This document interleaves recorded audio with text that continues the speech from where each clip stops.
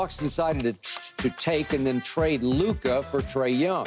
So, Paul Pierce, looking back, how big a blunder do you think it was giving up Luka for Trae and a pick that became Cam Reddish? That's not a blunder, Skip. No, I mean, you got an all-star caliber player in Trae Young. You know what a blunder? A blunder?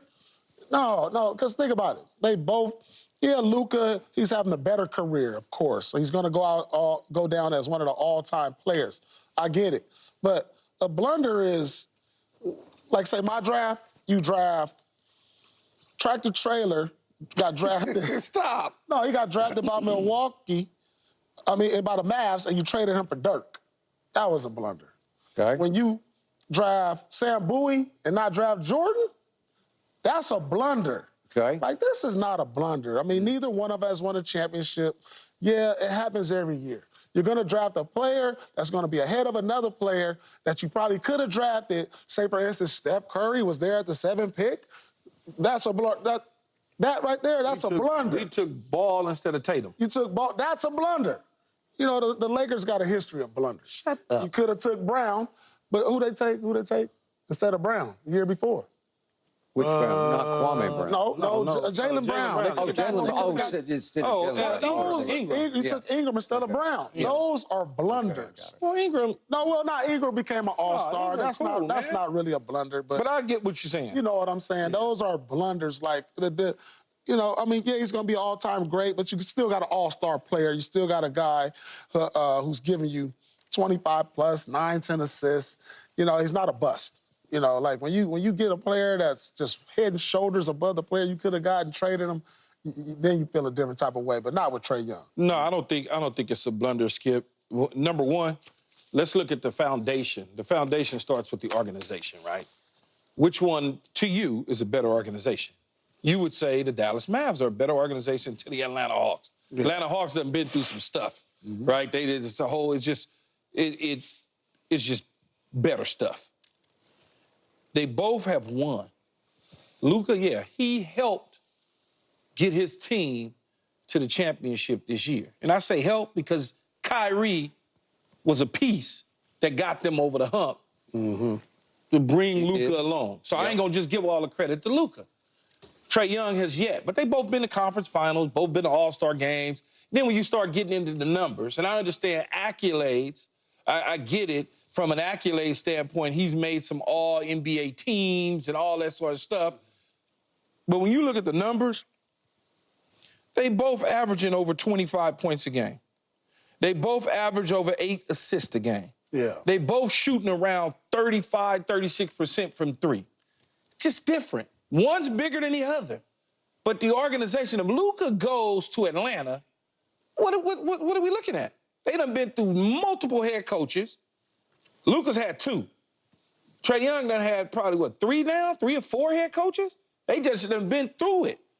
Remember, McMillan was assistant and then got kicked up. I forgot who he replaced. And then... Pierce, I believe. Yeah, he replaced. So, Lloyd Daniels. Lloyd Pierce. So, you start to look at multiple coaches. So, that organization is all kind of Louis scratchy around. Yeah. Solid organization in Dallas with Mark Cuban and company. So it's one of those deals where you should, more so longevity-wise, who you think will last longer. That's the question. Based on body, based on size, those sorts of things is what I would look at opposed to was it a blunder. Different situations. Okay.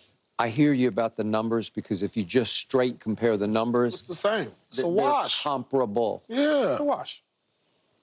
But if I go eye test, it's a blunder.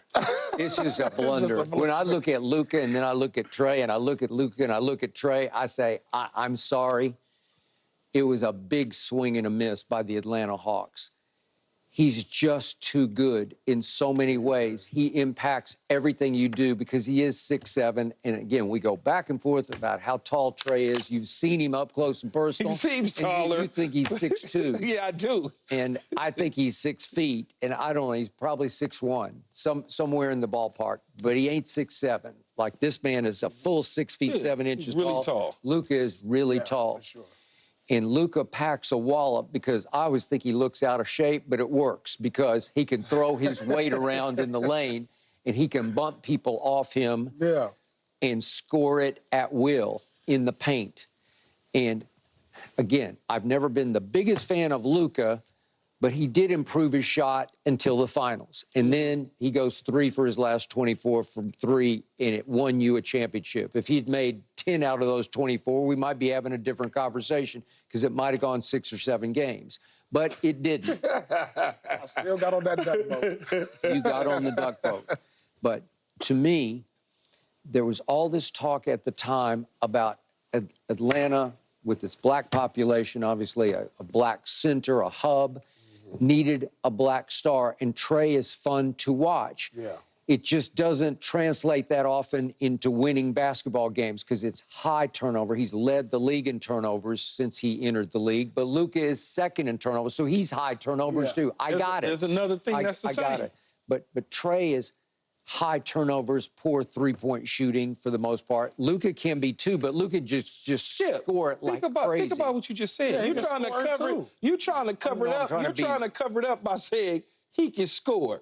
He can score. He can score too. They both high turnovers. They both got lousy three-pointers. They both get exposed on defense. Yes. So if neither one of them end up winning the championship, it's not a blunder. I know, but I'll take Luka on defense any night over Trey Young. What's the difference? What's the difference? Luke is 6'7". But he's still old land letting guy here. Man, you go right by me. It don't matter. Go right here. Yeah. Olay. It don't matter. Listen, Trey is the all-time But liability. again, Luka's not. Yeah. But again, though, Skip, it's all about, at the time, what is it that Atlanta was looking for? Yeah. You said it. You mentioned it. They were. They looking for a certain type of guy, cultural, that would fit in just all of those sort of things. Box office, man. And so you got to factor all that into it. Yeah. They probably wanted to run a different style offense. You got what Rick Carlisle wanted to do in Dallas. So it's just, I don't think it's a blunder on either side. Yeah, I think it worked out for both teams. It'll be interesting to see. They had Luka drafted a European. Now they just drafted another European. Trey Young had a run. He had a run to the conference Real finals. quick on the point you just made. My man Mark Ravner told me that last night. He goes, they just took another European. I wonder how that's going to work in Atlanta. Well, seriously. I mean, that's my first thought when they did it. I'm like, okay.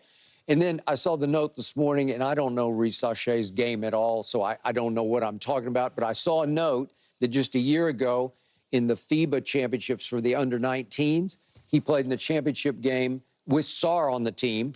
And Risacher scored 0 points in the championship game just last July, I think it was. So it's less than a year ago. I don't know. And it seemed to me like, what's wrong with Sarr? Because you met him, I think. Yeah, I had a chance to meet him. He's 7'1", and they say Risacher at 6'8"-ish, I think, is the classic wing, length. Didn't they have somebody that was a European in Atlanta that balled? I'm trying to think who it was. That was a baller. No. I don't know. It'll come to my mind. Yeah. Bogdanovich. Was that it? Is that who I thought? Yeah, he used to play there. Maybe that's who it is then. I just remember. Yeah, Was it Gallinari? He played in Atlanta. Yeah. It was one of the. It was a Euro they had that was a baller to me. Gallinari played there. All right, but I think right now, if you had it to do over, you would take Luka. I just think you would. I don't think it's no different. You really don't. I don't. What am I trying to do?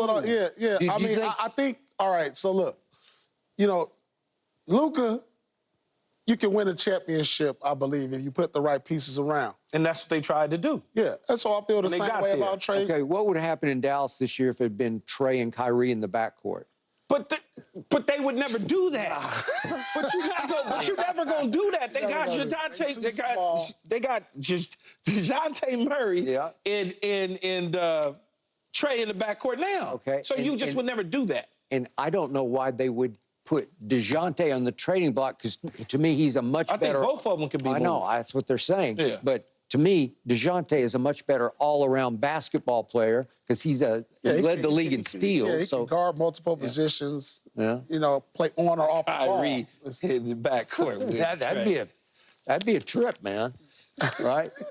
Trip to that would not the work. bottom.